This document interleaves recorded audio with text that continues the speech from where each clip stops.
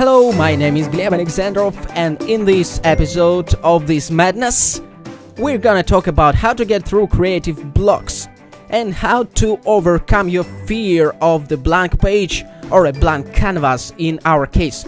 And we are gonna work in visual way because I guess you are a visual kind of person. If you are making art and making computer graphics, digital kind of stuff. So let's start with Flickr. Everybody knows what Flickr is.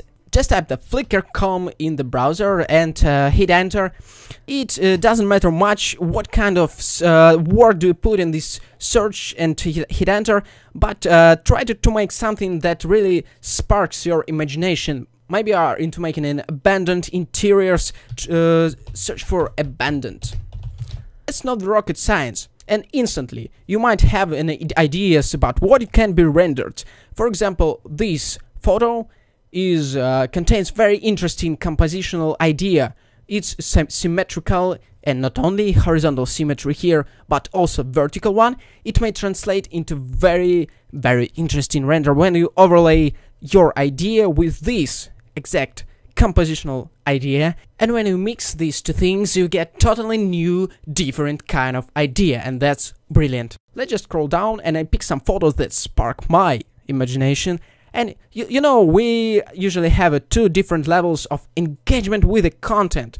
First one, when I scroll down and nothing really catches my attention, but then bam, and I have something that's deeply personal for me. Maybe it relates in some kind to my childhood memories or to a project that I'm doing at the moment.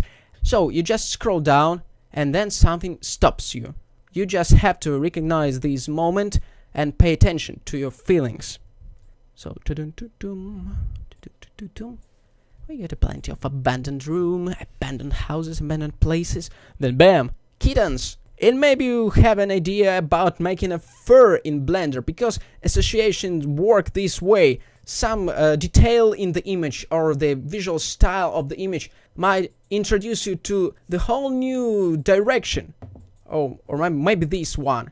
Composition wise, it's very interesting image. It has this kind of blocks of pure color, and maybe this one, the patterns of light, will translate into the interesting render with an interesting lighting.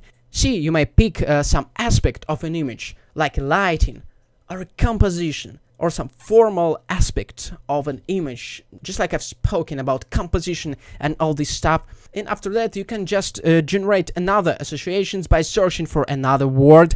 For example, just from the top of my head, I want to search for a mystical forest for no particular reason, and straight away I'm introduced to very interesting compositional ideas. Like you see here, that's emphasized colorful tree on a grayscale landscape, and rather I should say complementary contrast.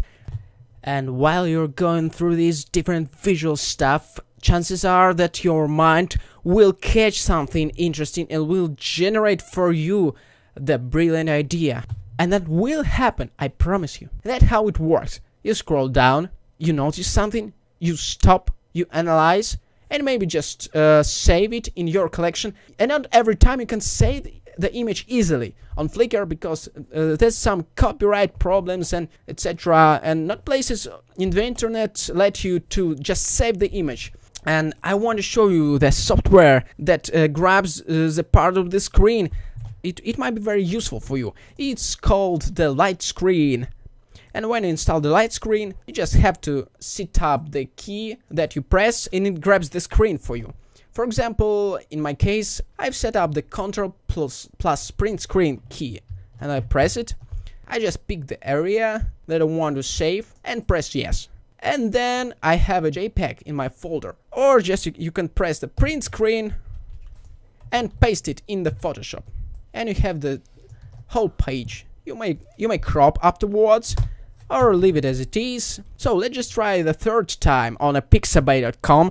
That's a brilliant site. I love it because every image is free anytime.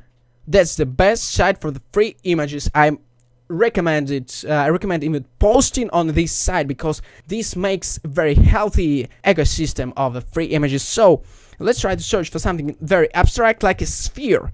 Something that's not too defined. These leave the space for imagination. Oh, this is very interesting image. Right away, we see that this idea of loneliness, this rhythm that is going on, this position of a sphere in the center, even reflectivity of a sphere, this can point you in some direction to make maybe a spherical object in your scene and whatever. So, to get through creative blocks in visual way, I just propose you to start not from scratch, not from blank page. Staring at the blank page till the drops of blood form on your forehead is not the best technique. You'd better to start with something. And these websites like Flickr, like Pixabay, like freeimages.com, it is the brilliant possibility to see the plenty of pictures in one go and to materialize your associations in form of images. And to get through this freaking creative block, which we are facing too often. So that was Gleb Alexandrov for creativeshrimp.com, and I hope this advice was a bit helpful for you. If yes, please leave a comment and tell how do you overcome your creative blocks. Oh, wait a bit. I've just created the resources section for my website. Head over to it and watch what it contains. I think it will be very useful to you. And feel free to leave a comment and say what kind of resources would you want to include in it. I will update it in the next month or so. Thanks one more time and goodbye.